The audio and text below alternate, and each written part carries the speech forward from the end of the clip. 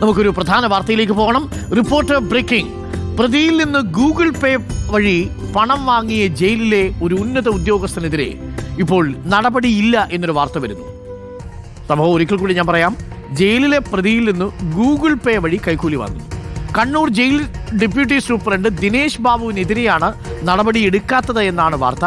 Malampuzha jail deputy സൂപ്രണ്ടായിരിക്കെ 2022 സ്വർണ്ണക്കടത്ത് പ്രതിയിൽ നിന്ന് ദിനേശ് ബാബു 25,000 രൂപ വാങ്ങിയത്. പോലീസും ജയിൽ ഉന്നത ഉദ്യോഗസ്ഥരും അന്വേഷണം നടത്തി ദിനേശ് ബാബുവിനെതിരെ റിപ്പോർട്ട് നൽകുകയായിരുന്നു. എന്നാൽ റിപ്പോർട്ട് നൽകിയ വർഷങ്ങൾ കഴിഞ്ഞിട്ടും ദിനേശ് ബാബുവിനെതിരെ നടപടി എടുത്തിട്ടില്ല. അന്വേഷണ റിപ്പോർട്ടിന്റെ പകർപ്പ് റിപ്പോർട്ടറിന് ലഭിച്ചു. റിനു സീത ചേരുന്നുണ്ട് കൂടുതൽ വിവരങ്ങളുമായി. റിനു, ഞെട്ടിപ്പിക്കുന്നതാണ് ഈ വാർത്ത. അതിലെ കാര്യങ്ങൾ നമുക്ക് പ്രേക്ഷകരോട് വിശദീകരിക്കാം. അതിനു മുൻപ് എനിക്ക് അറിയേണ്ടത്, ഇദ്ദേഹവും ഈ സ്വർണ്ണക്കടത്ത് പ്രതിയും തമ്മിൽ വല്ല സുഹൃത്തുക്കളോ മറ്റോ ആയിരുന്നോ? ഈ പ്രതി ജയിലിൽ ഉള്ളിൽ കഴിയുമ്പോൾ ഗൂഗിൾ പേ വഴി ഈ ദിനേശ് ബാബുവിന് പണം കൊടുത്തു എന്നുള്ളതാണല്ലോ ഇപ്പോൾ അദ്ദേഹത്തിനെതിരെ ഉയർന്നിരിക്കുന്ന ആരോപണം. വളരെ വിചിത്രമായിരിക്കുന്നു അല്ലേ? സാധാരണയൊക്കെ നമ്മളിങ്ങനെ കേട്ടിട്ടുണ്ട്, ഇത്തരം ജയിൽ സൂപ്രണ്ടുമാർക്കൊക്കെ പ്രതികളും പ്രതികളുടെ കുടുംബവും ഒക്കെ മെച്ചപ്പെട്ട സംവിധാനങ്ങൾക്ക് വേണ്ടിയിട്ട് പണം നൽകുന്നു. നേരത്തെ ഈ ബോബി ചെമ്മണ്ണൂരിന്റെ വിഷയത്തിലടക്കം അച്ചടക്ക നടപടി ഉണ്ടാവുന്നതും ഒക്കെ നമ്മൾ കണ്ടു. ഇവിടെ എന്താണ് സംഭവിച്ചത് റിനു? Good morning.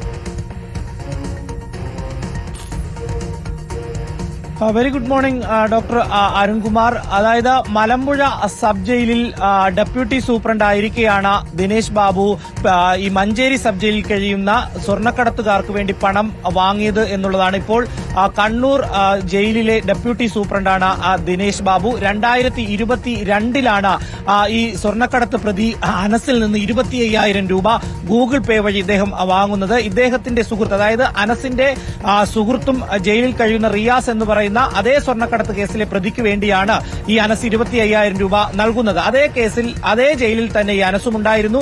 അനസ് പുറത്തേക്ക് ഇറങ്ങിയതിനു ശേഷമാണ് ഇദ്ദേഹത്തിന് ഈ കാശ് അയച്ചു നൽകുന്നത് എന്നുള്ളതാണ് അന്വേഷണ റിപ്പോർട്ടിൽ പറയുന്നത്. ഈ കേസ് പുറത്തു വരുന്നത് 2023 2023 നമുക്കറിയാം, ഇടവണ്ണ ഒരു കൊലപാതക കേസ്, മുഹമ്മദ് റിദാൻ എന്ന് പറയുന്ന ആളെ വീട്ടിൽ നിന്ന് വിളിച്ചിറക്കി 7 സംഘം വെടിവെച്ച് കൊലപ്പെടുത്തുന്ന ഒരു കേസ്, ഏറ്റവും പ്രമാദമായ കേസ്.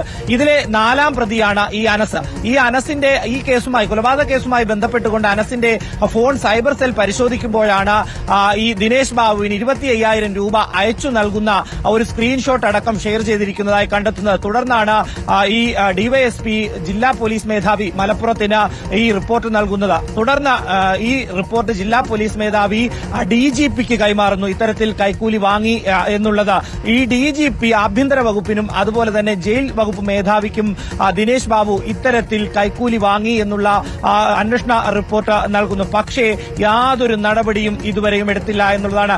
2022 വാങ്ങിയ കൈക്കൂലി 2023 കണ്ടെത്തുന്നു. ഇപ്പോൾ ഏകദേശം 1.5 വർഷം പിന്നിടുന്നു.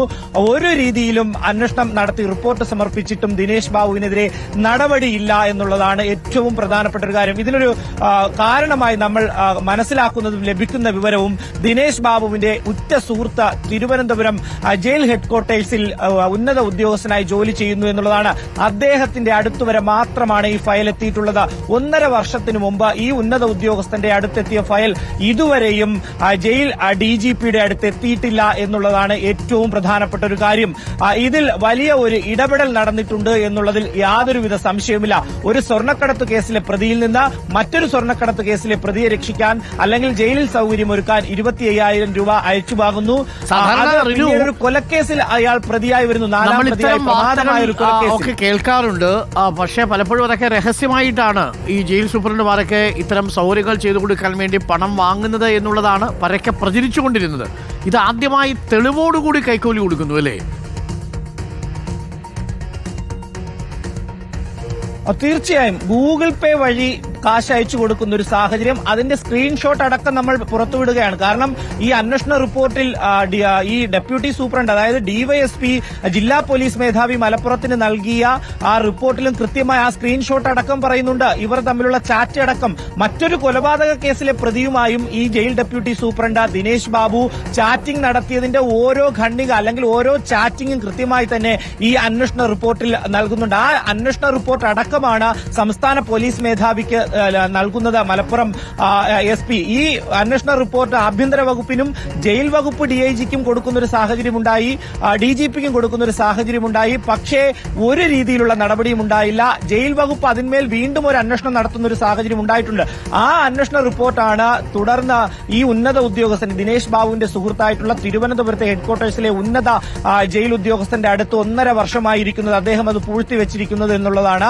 ആ റിപ്പോർട്ട് കൂടി ജയിൽ DGPയുടെ അടുത്ത് അല്ലെങ്കിൽ ആഭ്യന്തര വകുപ്പിന്റെ അടുത്ത് എത്തിയെങ്കിൽ മാത്രമേ ഇദ്ദേഹത്തിനെതിരെ ഒരു നടപടി ഉണ്ടാകൂ എന്നുള്ളതാണ്. പക്ഷേ ആ ഒരു റിപ്പോർട്ട് ഇതുവരെയും ഈ ആഭ്യന്തര വകുപ്പിനോ അല്ലെങ്കിൽ ജയിൽ DGPയുടെ അടുത്ത് എത്തിയിട്ടില്ല എന്നുള്ളതാണ്. കൃത്യമായി തന്നെ ഈ അന്വേഷണ റിപ്പോർട്ടിൽ പറയുന്നുണ്ട് ഗുരുതരമായിട്ടുള്ള വീഴ്ചയാണ് ദിനേശ് ബാബുവിന് സംഭവിച്ചതെന്ന്. ഒപ്പം ഈ കാശ് അയച്ചു നൽകിയതിന്റെ ഗൂഗിൾ പേയുടെ സ്ക്രീൻഷോട്ടും ഒപ്പം ഇദ്ദേഹം ചാറ്റ് നടത്തിയ കൃത്യമായിട്ടുള്ള ആ ചാറ്റിംഗിന്റെ വിവരങ്ങളും സ്ക്രീൻഷോട്ടും അടക്കമാണ് ഈ റിപ്പോർട്ട് സമർപ്പിച്ചിരിക്കുന്നത്. എന്നിട്ടും ഈ ഉന്നത ഉദ്യോഗസ്ഥനെതിരെ ഒരു രീതിയിലുള്ള നടപടിയും ഉണ്ടായില്ല എന്നുള്ളതാണ് ഏറ്റവും പ്രധാനപ്പെട്ട കാര്യം. വരുമ്പോൾ Kannur jail deputy superintendent Dinesh ബാബുവിനെതിരെയാണ് ആരോപണം. ഒന്ന് ആലോചിച്ച് നോക്കൂ, കൈക്കൂലിയൊക്കെ കൊടുക്കുന്നത് ഗൂഗിൾ പേ വഴി, രേഖാമൂലം കൈക്കൂലി കൊടുക്കുന്ന സംവിധാനത്തിലേക്കൊക്കെ കാര്യങ്ങൾ മാറിയെന്ന് തോന്നുന്നു.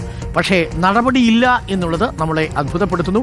ആ ഫയൽ വേണ്ടപ്പെട്ടവർ കണ്ടിട്ടില്ല, അഥവാ വേണ്ടപ്പെട്ടവർ ഫയൽ കാണാത്തതുപോലെ ഇരിക്കുന്നു.